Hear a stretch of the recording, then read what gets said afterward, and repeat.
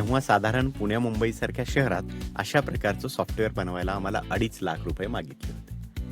मग आमच्या पुढे एकच पर्याय होता की एकतर ही गोष्ट करायची नाही, जर करायची तर स्वतः करायची.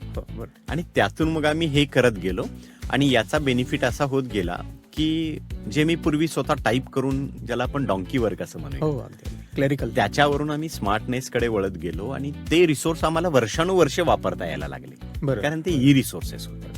आणि मग याचा बेनिफिट असा होत गेला की त्या मेंढपाळाची वीटभट्टी कामगारांची मुलं तिथून पुढे 7 वर्ष 34 स्कॉलरशिपच्या स्टेट लेवलच्या मेरिटमध्ये यायला लागली. अरे वा. म्हणजे ज्या मुलांचं वाचन लेखनाचे प्रॉब्लेम होते ते मुलं आज राज्यातल्या एका टफेस्ट कॉम्पिटिटिव्ह एक्झाम मध्ये, एका डोंगरावरच्या छोट्या शाळेतली मुलं या टेक्नॉलॉजीचा वापर केल्यामुळे ते चांगले मेरिटमध्ये यायला लागले आणि उत्तम दर्जाचे ते विद्यार्थी होते.